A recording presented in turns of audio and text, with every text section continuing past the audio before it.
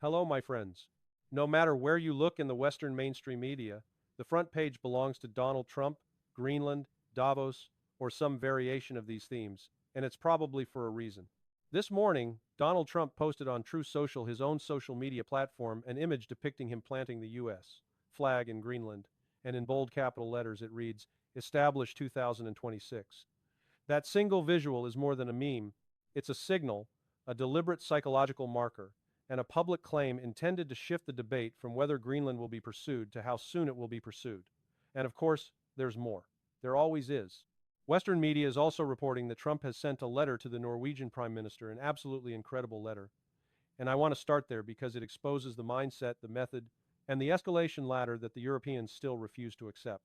According to the reporting, the letter reads, "Dear Jonas, considering your country decided not to give me the Nobel Peace Prize for having stopped 8 wars plus, I no longer feel an obligation to think purely of peace, although it will always be predominant, but can now think about what is good and proper for the United States of America. Denmark cannot protect that island from Russia or China. And why do they have a right of ownership anyway? There are no written documents. It's only a boat that landed there hundreds of years ago, but we had boats landing there also. I have done more for NATO than any person since its founding, and now NATO should do something for the United States. The world is not secure unless we have complete and total control of Greenland. Thank you, President Donald J. Trump." Now, the first thing that jumps out isn't even Greenland. It's the fixation on the Nobel Peace Prize. I will never understand this obsession, especially because Trump has criticized the Nobel institution more than once. He's argued that it doesn't represent what it claims to represent. Fine, that criticism can be coherent. But if you don't respect an institution, then why would you be hung up on winning its award? Medals and prizes matter only because the recipient attributes prestige to the issuer. If the issuer is considered corrupt, biased, or illegitimate, then the prize should be meaningless. That's the logic. And yet we see the opposite, contempt for the institution paired with a craving for its validation. It's vanity mixed with grievance, and it's leveraged as political theater. Then we get to Greenland, and Trump makes the argument again, reportedly that Denmark's control is based on nothing but a boat landing there centuries ago, and that there are no written documents. First and foremost, yes, there are documents, plenty of them, and the people of Greenland receive Danish citizenship automatically. The legal and administrative reality is not ambiguous in the way Trump's letter suggests. Second, the boat landed there framing is not only sloppy, it's a boomerang. If an overseas arrival is being used as the delegitimizing standard, then we can apply that standard broadly and watch half of modern state formation unravel. Numerous countries across the Americas, across parts of the world shaped by maritime expansion, trace political establishment to overseas arrivals and subsequent consolidation of control. That is not a new concept in human history. But what matters here is not the history lesson. What matters is how Trump uses history like a blunt instrument. He is not making a scholarly argument. He is laying down a narrative justification. He is preparing a public audience psychologically for what comes next. Then Trump pivots to NATO. This is where the Europeans are still not thinking clearly. In the background, European leaders are discussing tactics to get Trump to back off Greenland, even though they are already well past the point where backing off is the default outcome. They're still acting like there's a normal bargaining space, a normal diplomatic rhythm, some compromise formula. But Trump is saying outright, "I did more for NATO than anyone since its founding. Now NATO must do something for the United States. The world is not secure unless the U.S. has complete and total control of Greenland." That is not a negotiation posture. That is a maximalist claim framed as global security necessity. And here's the key. Europeans are trying to threaten Trump with the idea that if he pushes Greenland, it will be the end of NATO. They float this like it's a deterrent. But what does Trump's messaging tell you? He doesn't treat that as an obstacle. At minimum, he treats it as manageable. More likely, he treats it as leverage because he's already positioned NATO as a structure that owes him and owes the United States. In other words, if Europeans think the NATO card is a trump card against Trump, they are misreading the entire situation. He sees NATO as a debt instrument. He sees European dependence as a vulnerability to exploit.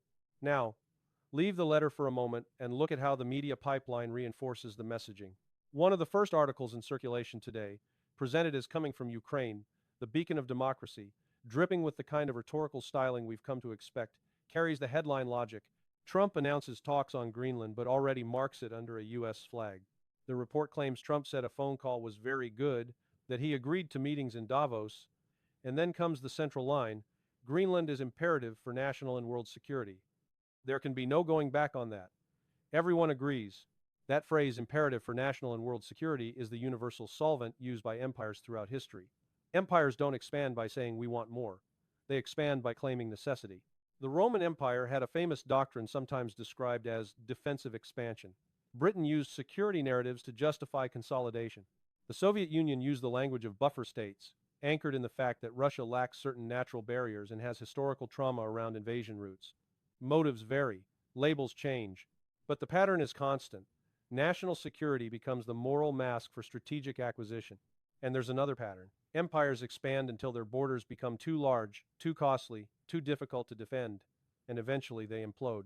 High military costs, stretched logistics, endless frontier insecurity, internal rot, take your pick.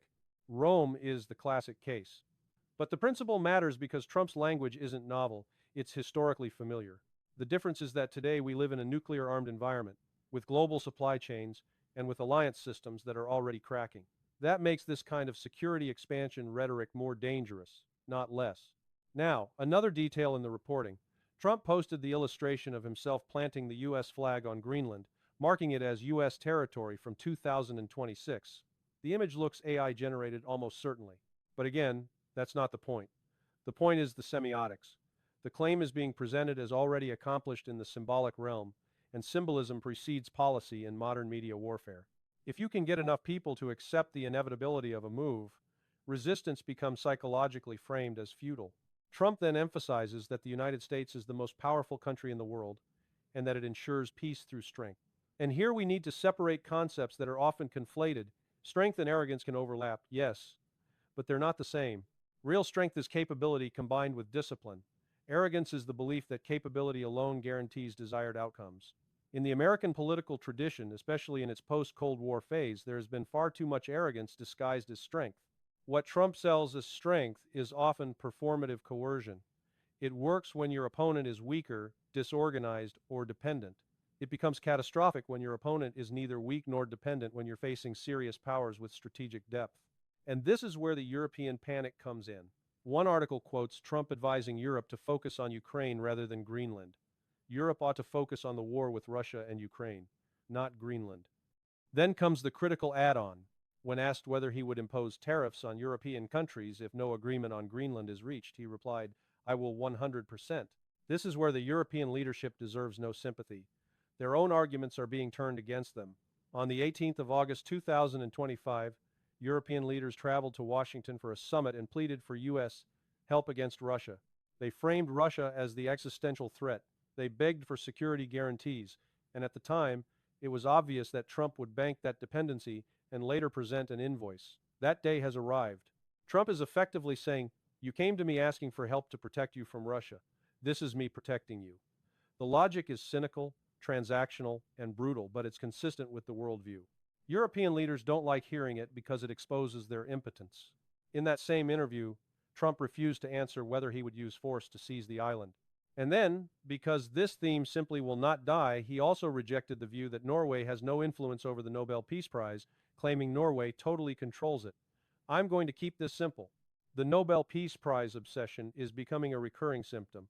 It's not policy, it's ego politics. And it's being used as a justification scaffold for moves that have nothing to do with peace. Now we get to Davos and the European plan. Financial Times reports that Europeans plan to talk to Trump in Davos about Greenland instead of Ukraine. That alone is extraordinary.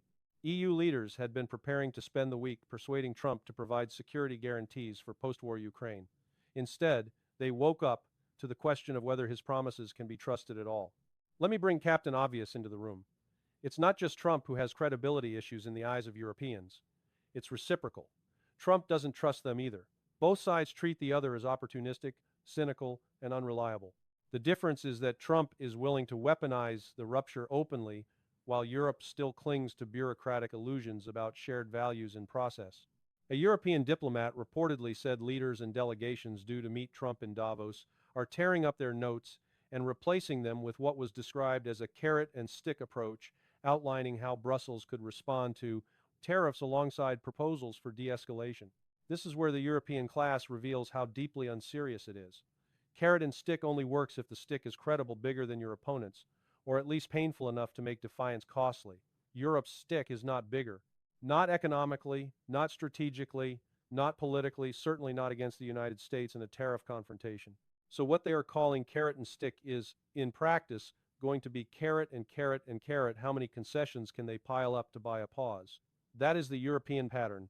Pay for temporary relief, then call it diplomacy. The same diplomat adds, it is unclear how anyone could sit down with Trump and discuss security guarantees for Ukraine because he could not be trusted unless reality itself were switched off. That line is harsh, but it's revealing. It speaks to the collapse of any shared baseline about commitments. If Europeans believe reality must be switched off to negotiate with Washington, then what exactly have they been doing for the past decade? They have outsourced their strategic autonomy. They have outsourced deterrence. They have outsourced decision-making.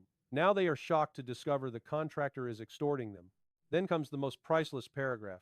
Some within the EU remain optimistic, believing Trump has made empty threats before, and that over the past year Europe faced similar moments, but ultimately found ways to force him to back down. This is delusion. First, it has been weeks at least since Europe should have moved past the assumption that these are empty threats. Trump really wants Greenland. The messaging has been sent through multiple levels: government, media, public signaling. The empty threat story is a coping mechanism, because the alternative is terrifying, that Europe has no mechanism to stop him. Second, look at the alleged evidence that Europe forced him to back down last time. What was the miracle solution? The EU-US trade deal, the €740 billion arrangement through which Europe committed to purchasing U.S. energy for the next 3 years, plus investment pledges. That is not forcing Trump to back down. That is complying with demands. That is paying tribute and then claiming you won the negotiation because the damage stopped escalating. The Europeans didn't force anything. They conceded. And they are preparing to do it again. Now, parallel to all of this, we get another strand of the story. Bloomberg reports Macron will not accept Trump's invitation to join a board of peace. Macron claims the organization's charter goes beyond Gaza and raises concerns about respect for UN principles and institutions. Macron wants to posture as principled. Look, this goes beyond Gaza. Of course it goes beyond Gaza. That's the point. It's about building a new institution, a substitute framework, out with the old, in with the new. The question is not whether Macron's statement sounds lofty today. The question is whether it survives contact with political reality a few months from now, when pressure increases and Europe needs something from Washington. And then comes the final twist. Kremlin says Putin has been invited to join Trump's board of peace. This is reportedly from Dmitry Peskov, who says the Kremlin is studying the details and wants clarification on nuances. That's the proper diplomatic posture. Do not react emotionally, do not perform panic for the cameras, gather details and test intent. But imagine how this plays in Europe. The same EU leaders who frame Putin as the singular civilizational threat are now confronted with the prospect of being asked to sit in the same peace structure as Putin under an American initiative, while Trump simultaneously threatens them with tariffs and territorial seizure, narratives regarding Greenland. It's a perfect humiliation cycle. Europe is being told, you need the United States, you must pay for that need, and by the way, you will accept whatever geopolitical architecture we construct, even if it includes the adversary you claim you can't even speak to. This is what European elites do not understand. Trump is not running a conventional alliance management model. He is running a protection racket logic with the vocabulary of national security and peace. Greenland is not an isolated issue. It is a demonstration project. It is a test of European resistance, a test of NATO elasticity, a test of whether economic coercion can substitute for consensus, and a test of whether the United States can unilaterally redraw the boundaries of what is thinkable inside the Western Bloc. Meanwhile, Russia watches all of this and learns. Russia sees the alliance fractures. Russia sees Europe's dependence being weaponized. Russia sees Washington's priorities shifting not away from power, but toward openly transactional power. And the more Europe panics, the more it reveals weakness. Weakness invites pressure. Pressure produces concessions. Concessions become precedents. Precedents become the new normal. So when you ask why the Western front pages are filled with Trump, Greenland, Davos, this is why. It's not entertainment. It's the surface foam of a deeper structural truth. Europe has no sovereignty in its security architecture, and the United States is now openly pricing that fact into its demands. If Europeans still think they are negotiating the old world, they are about to be crushed by the new one. And this is the moment where the Europeans keep making the same mistake over and over again. They assume that if they can just talk long enough, if they can just manage optics long enough, if they can just build the right process long enough, reality will politely pause while Brussels drafts a communiqué. But reality doesn't pause. Power doesn't pause, and Donald Trump is not waiting for Europe to finish rewriting its notes in Davos. Because what we're watching here is not a quirky episode about Greenland, or an odd diplomatic spat about a Nobel Prize. This is the collision between two worlds. Europe's world of rules, committees, and moral language against Washington's world of raw leverage, dependency pricing, and strategic acquisitions packaged as security. Europe calls it norms. Trump calls it a deal. Russia calls it what it has always called it, the West, finally revealing its true face. And here's the part that should terrify European elites, because it exposes what they've spent years denying. The Greenland story is not about Denmark. Denmark is just the legal wrapper. Greenland is about the Arctic, sea lanes, critical minerals, missile defense geometry, and the future balance of power in the North Atlantic. It's about controlling the map before the map controls you. That's why the language is so absolute, imperative, no going back, world security. Empires always speak this way right before they move. They don't say we want, they say we must. And when the word must enters the room, diplomacy stops being a conversation and becomes a countdown. So what does Europe do? It reaches for carrot and stick, even though it doesn't hold a stick. It threatens the end of NATO, even though it cannot imagine living without NATO. It talks about trust and credibility, even though it outsourced its credibility the day it decided America would always be there forever at any price. And now the price is being named out loud.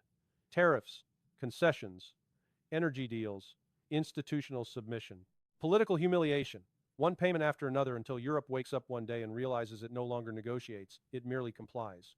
And while Europe performs its panic, Russia does something far more dangerous for the West than any speech or press release. It stays calm and watches the fracture deepen. Moscow doesn't need to break NATO with tanks. It can let Washington break the illusion with invoices. It can let Europe argue with itself. It can let the Atlantic Alliance become what it always feared becoming. Not a partnership, but a hierarchy. That is the true board of peace, being assembled here, not a noble institution, but a new architecture where the United States sets the terms, Europe pays the bill, and Russia is invited to the table not because the West suddenly discovered virtue, but because reality has changed, and the West can no longer enforce its fantasies. So let me end with the blunt truth the media will dance around.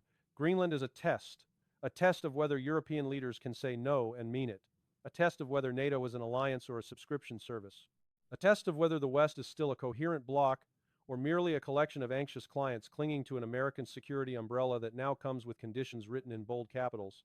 And if Europe fails this test, and everything we've seen so far suggests it will, then Greenland won't be the end of the story.